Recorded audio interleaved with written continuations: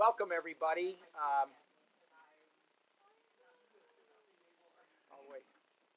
Welcome everybody. My name is Ed Perlmutter. I'm the Congressman for the 7th Congressional District.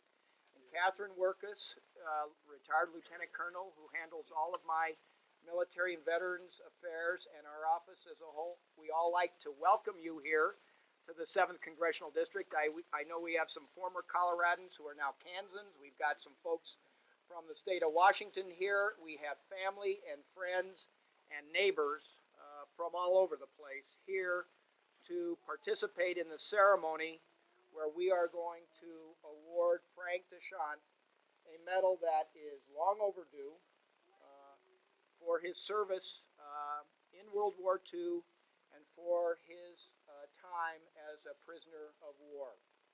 Jerry Steckline, retired Air Force Colonel, will help me present the medal.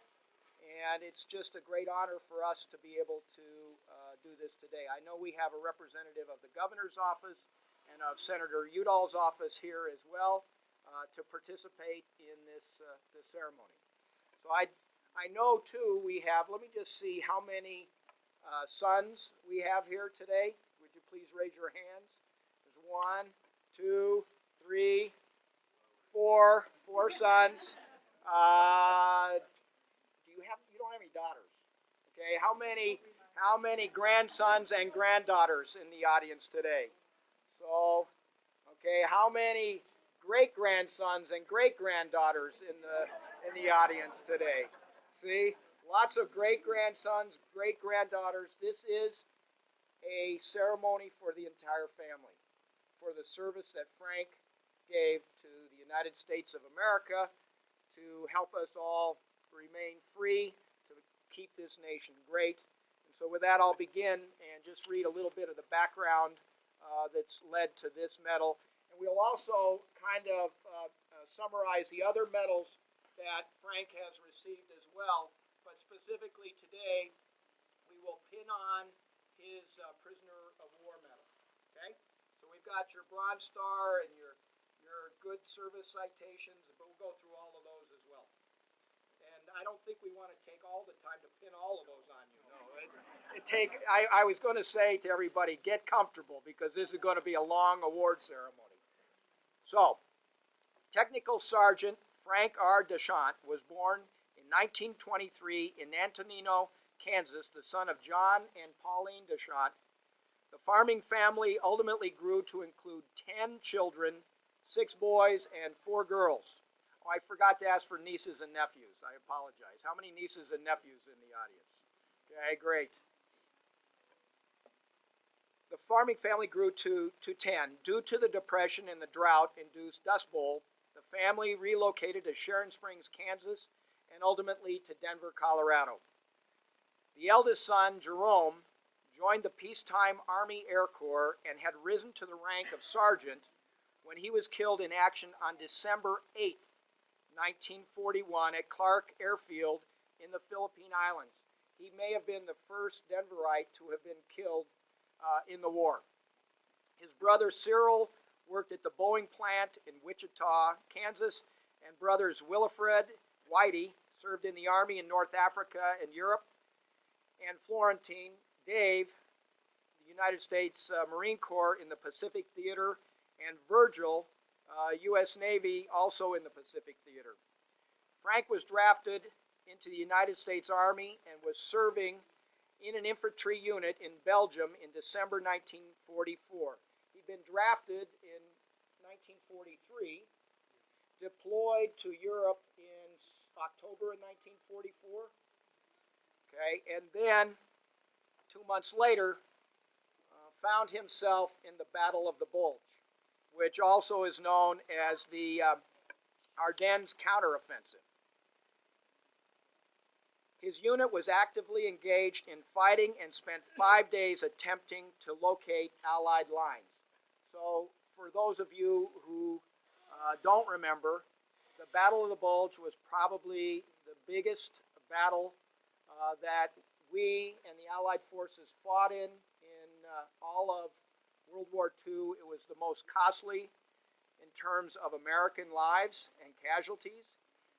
The Germans were on their heels. They wanted to come up with a counteroffensive to change the course of the war. And in a surprise attack, sort of in the northern part of Europe, near Belgium, northern France, near the Netherlands, they came in with an attack that really caught us, the Allied forces, asleep, if you will. And we had a number of forces who had moved into this area, Frank's unit being one of them. And I think you were in the Army Ground Forces Replacement Depot number 2. So his unit was to provide assistance and fill in for forces that had either been depleted, units that had been depleted in the past, or to just add some reinforcements in this area. On December 20th, 1944, he and his unit were captured by Nazi forces in St. Vith, Belgium.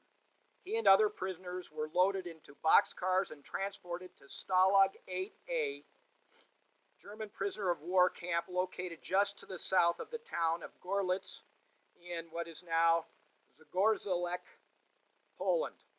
Stalag VIII-A originally was a Hitler youth camp, and it received 1,800 American Battle of the Bulge prisoners in late December 1944.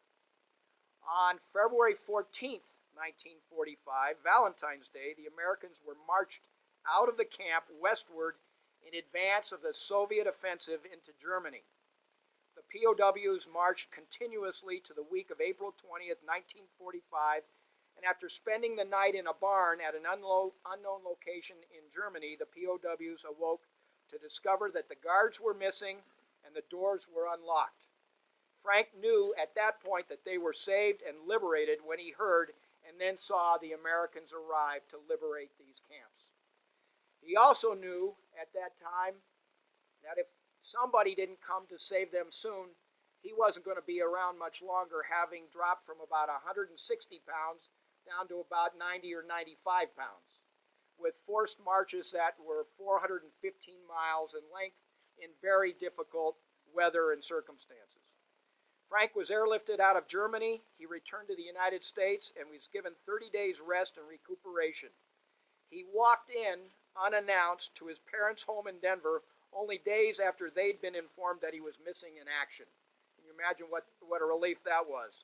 After R&R, Frank was assigned to California and stayed in the Miramar Hotel on the beach in Santa Barbara, California, waiting for transportation to Japan for the anticipated invasion of that country.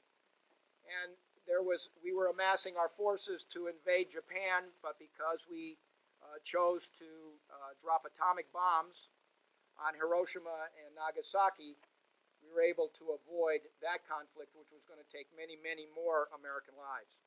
When the war ended in 1945, he was assigned to a training unit at Fort Ord, California, until his discharge in February 1946. While he has seldom spoken of his experiences as a POW, he has passed along the following recollections to his children, and I know Edith is going to have some things to say as well about some of these recollections. While searching for the American lines and having no supplies and ammunition, he found a German submachine gun, a burp gun, that had been damaged with the trigger guard missing.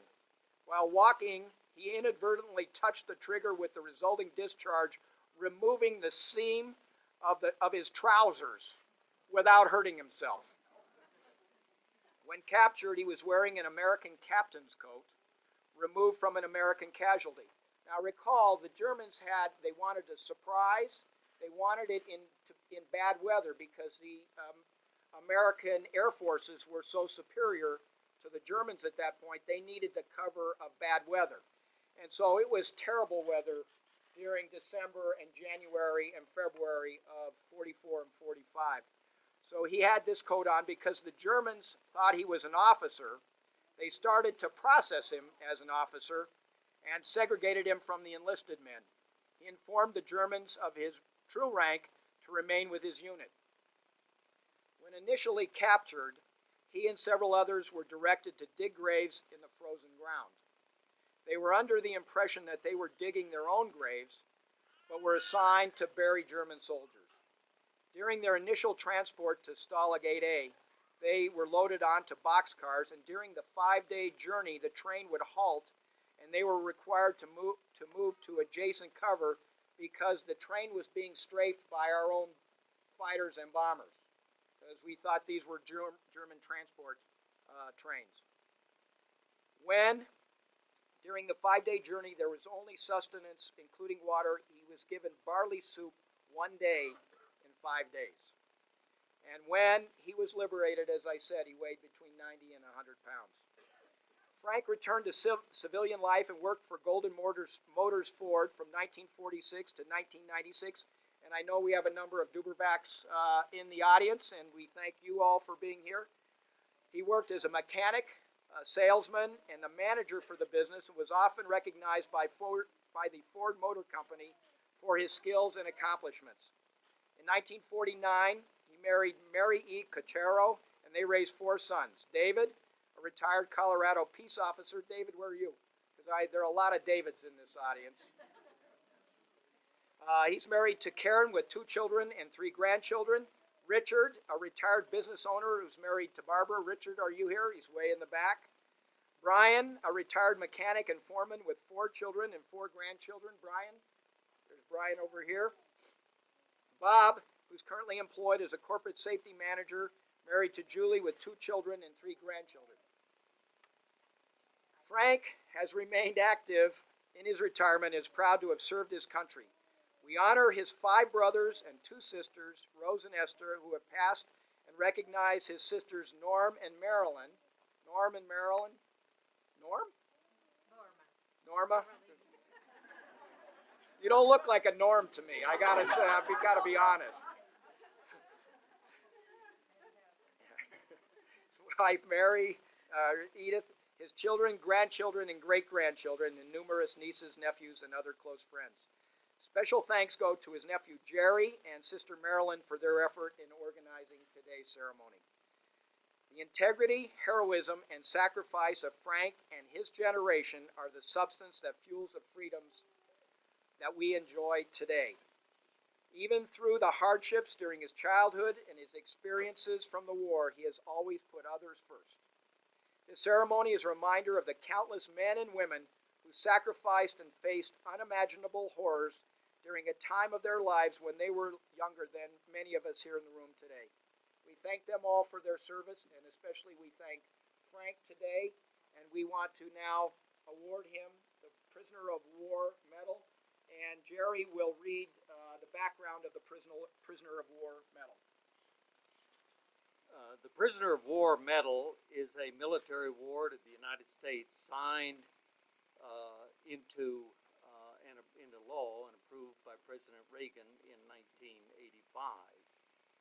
The Prisoner of War Medal may be awarded to any person who was a prisoner of war after April 5th, 1917. That was the day that the United States entered World War I. It is awarded to any person who was taken prisoner or held captive while engaged in an action against an enemy of the United States, or while engaged in military operations involving conflict with an opposing armed force, or while serving with friendly forces engaged in armed conflicts against an opposing armed force in which the United States is a non-belligerent party. As of an amendment to Title 10 of the United States Code in 2013, the medal is also awarded for captivity under circumstances which the Secretary concerned finds were comparable to those circumstances under which persons have generally been held in captivity by enemy armed forces during periods of an armed conflict. The person's conduct while in captivity must have been honorable. The medal may not be awarded posthumously to the surviving, may be awarded posthumously for the surviving next of kin of the recipient. So, I do want to, before we pin the medal on, also let you all know of the other medals that are up here and are already in this case. We have, Frank has been awarded the Bronze Star, which is the centerpiece of the case. The Bronze Star is awarded, it is the fourth highest individual military award, and in order of precedence in the U.S. military, it may be awarded for acts of heroism, acts of merit, or meritorious service in a combat zone. And Frank deserved all of those. He also received the Good Conduct. Which one is the Good Conduct? I can't read it upside down. Good Conduct is down in the left with the red. Yeah, he didn't deserve the Good Conduct. Okay. He did deserve the Good Conduct. That's what you said. Okay. The American Campaign Medal, the European, African, Middle Eastern Campaign Medal, the World War II Victory Medal, the Combat Infantryman Badge, and the Honorable Service Lapel Button. I think he may be entitled to one more citation or medal, which is called the Ardennes Alsace Campaign Medal, which is for the Battle of the Bulge. So that one we still have to get you. Okay? So we can have another ceremony. Everybody can get together once again. Anyway, it is our honor for Colonel Stecklein and I to now award you the Prisoner of War Medal, and then we'll get some comments